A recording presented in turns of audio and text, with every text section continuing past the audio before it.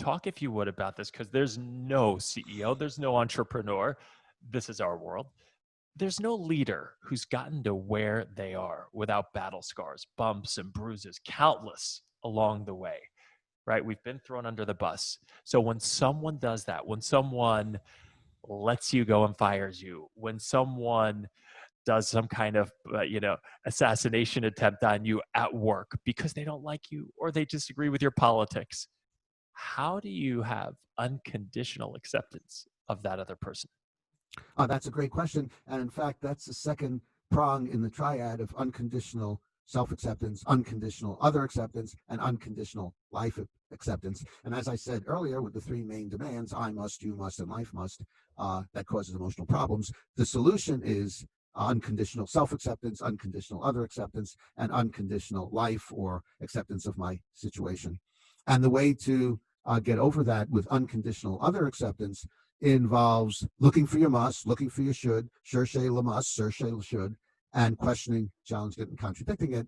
And normally it's something along lines of what I said earlier, and that is because I prefer you treat me fairly, kindly, considerately, lovingly, reciprocally, rationally, courteously. Therefore, you absolutely must, you have to, and if you don't, you're the devil incarnate, and you deserve to roast in hell, and I just appointed myself your roaster. So, and that leads to anger, resentment, hostility, non-other acceptance. And again, the solution is questioning, challenging those musts, showing yourself that someone acting poorly or very, very poorly just proves they're an imperfect human who acts imperfectly, not Satan, not a louse, not a rotten person, and they have the potential to change in the future. Also, another problem with disturbing yourself about others and yourself and situations is it's unpragmatic. It doesn't help, and it just tends to make things worse. So if you're angry at someone for their poor treatment of you and you tell them off, that's more likely to alienate them and lead them to get angry or defensive with you, and then it's a vicious spiral. So unconditional other acceptance is very important in getting along with people. And these days of the lockdown, I've been working with more couples who are stuck living together 24 hours a day when they used to be able to get away from each other for big chunks of time. And they tend to get angry about the other's poor, obnoxious behavior. And one of my jobs is to teach them unconditional other acceptance, accepting their partner or their child or their parent as flawed individuals who are going to act poorly.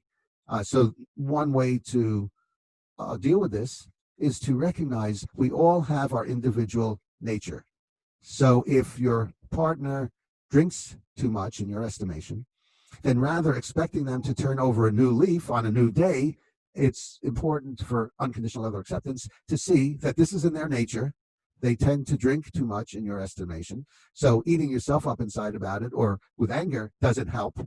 So the first step is unconditional other acceptance. And then once you're working on that, the second step is seeing how you can influence them to recognize what you see as their problem and do something about it. So part of unconditional other acceptance is recognizing other people's nature and seeing if it's changeable, and often it's not, and accepting that.